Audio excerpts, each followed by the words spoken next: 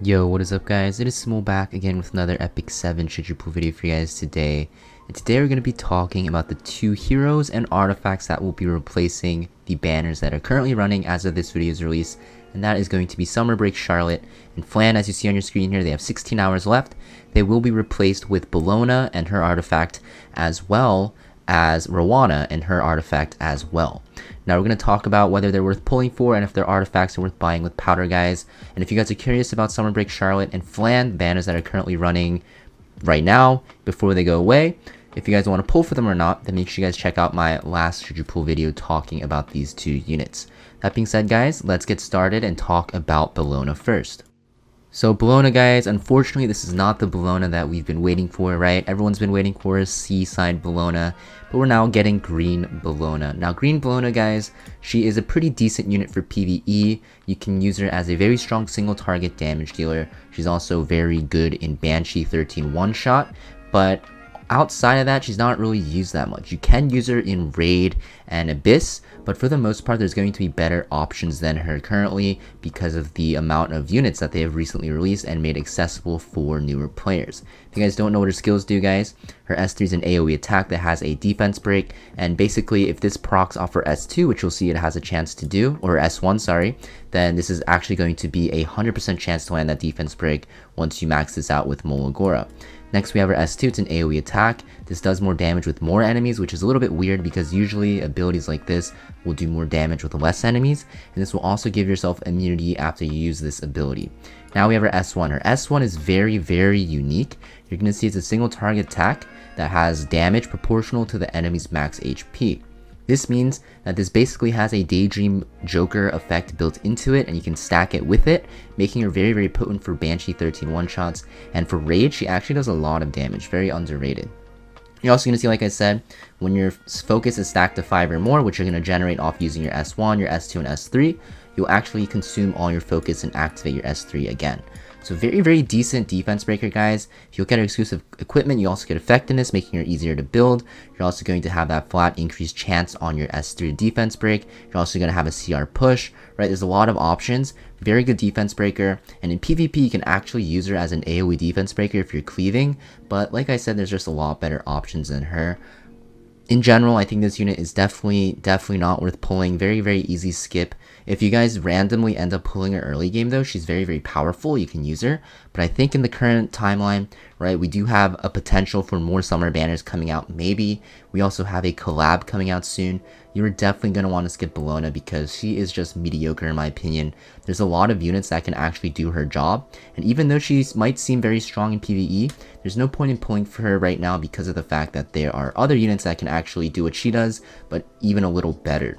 That being said, let's talk about Roana. Now we have Roana, guys. So Roana, very, very powerful in both PvE and PvP. So in PvE, she's a very strong Soul Weaver because of her S2 ability. This is going to be the bread and butter of her kit. You're going to see that basically whenever she gets hit by an extra attack, counter attack, or dual attack, or anyone on her team does, she's going to heal her team and CR push them, right? Her S3 is an AoE heal that adds revive buff, very, very good. S1 is a single target attack that will grant a barrier to the ally with lowest HP, and the barrier scales with her own health. Now this skill is not that great. Honestly, Roana's biggest skill is going to be her S2. Her S3 is a nice bonus though, especially if you're autoing in PvE. You can have her with that revive buff and save your runs if you're autoing. In PvP, this is also very clutch. This heals a lot, but it is a pretty long cooldown. So Roana, guys, in PvE, any boss mechanic that has extra attacks, dual attacks, stuff like that, she's very, very good. In KDs, she will make your KDs runs super, super, super safe. One of the best Soul Weavers, if not the best for KDs. I'd even rank her above Tamarin in KDs in my opinion. She makes KDs so easy to farm. She's also very good in Hell Raid because a lot of bosses have counter attacks, especially if you're looking to no-brain Hell Raid and not really, you know, manual it and just auto it. Then Roana is a very good option. In episode 3 of Adventure, she basically neuters a lot of bosses there as well. In Abyss, she's very good. Also in Ancient Inheritance, she's very top tier. In Dark Expedition, she's very good. You can also, or not Dark Expedition, Ice Expedition, she's very good. A lot of areas of content you can use her, as you can see. For that reason, she's a S tier unit in PvE for sure. One of the best Soul Weavers. You just have to keep in mind, you have to bring her in scenarios where her S2 is usable. If the boss doesn't have an extra attack, counter attack, or dual attack, she's pretty much useless, but if they do, she is god tier. So make sure you actually read the boss's mechanics, and wherever you bring her, you want to make sure that this actually gets activated. For PvP, very good counter pick. So the same thing, basically offer S2, you're going to bring her into units that have extra attacks, counter attacks, dual attacks, right? She's okay into Conquer Lilius. She does okay versus Rem, or very good versus Rem. She does extremely well versus Bellion. She does very good versus Seaside Bellona. Anything with counters, right, or dual attacks built in, she's very strong. Against the new limited summer unit, Summer Break Charlotte, Roana is a hard counter, making it unplayable against her. And she just becomes a must-ban scenario in World Arena and RTA if you actually pick her in the right scenario. And you can even use her on some defense teams for Arena as well. She was a very popular pick back then, and she's still pretty decent right now. So for that reason, guys, I think Roana, usually I say she's a must-pull, guys.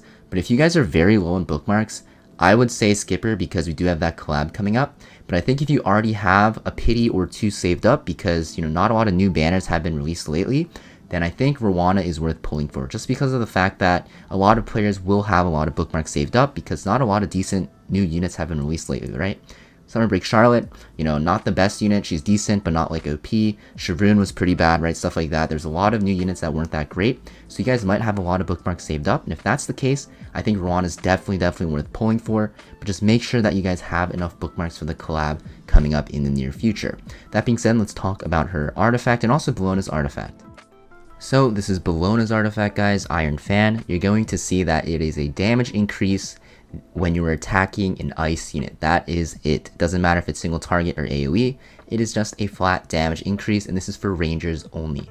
Now this artifact's only really ever used in Banshee one-shot for units like Pavel if you decide to use him. You can also use this on Pavel in PvP. But honestly, there's just so many better ranger artifacts, and this is so niche that I just find it very hard to use. In PvP, right, you just have to understand that not all the time you're going to be able to actually play into ice units consistently, especially if you're a World Arena and RTA player. And in PvE, sure, you can use this against some bosses, but why not just use Daydream Joker? This artifact definitely needs a rework, not just a buff. If you guys buff this unit, or Smilegate buffs this unit, this might just be super broken because the damage has to go higher. But yeah, in general, this is just not worth it, and especially if you don't have this maxed out, there's just no reason to ever take this over Daydream Joker. For that reason, I think this is a very easy skip, not really worth purchasing in its current state.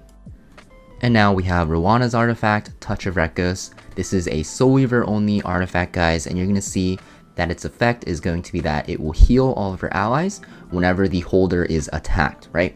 Now this artifact is actually pretty decent on Roana, also can be used on stuff like Bellona, but the thing is, right, you can always replace this with another artifact, right? Bellona can use like Doctor's Bag, Roana can use pretty much any artifact, like even Celestine on a counter set is the most common, and even stuff like Proof of Valor is common, right? You can also use like pretty much anything that makes her tankier, because a lot of people like to focus down the Roana to stop her S2 effect.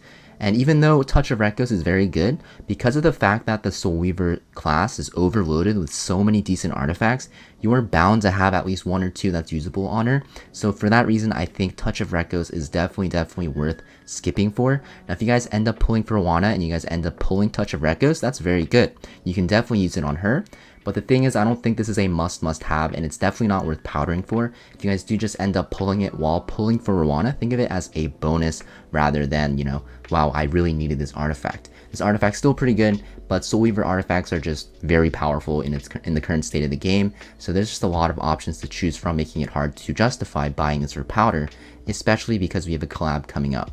That being said, guys, hope this should you pull video helped you out. And as always, make sure you guys leave a like and a comment down below to help me out. And also consider subscribing to the channel if you guys want to see more videos like this. And also consider following me on Twitch, because we've been live streaming a lot of Epic 7. You know, I've been talking about PvE there, playing a lot of RTA and World Arena, and also playing some other gacha games that are very fun as well. Hope to see you guys in my stream in the near future, and I'll see you guys next video. Peace.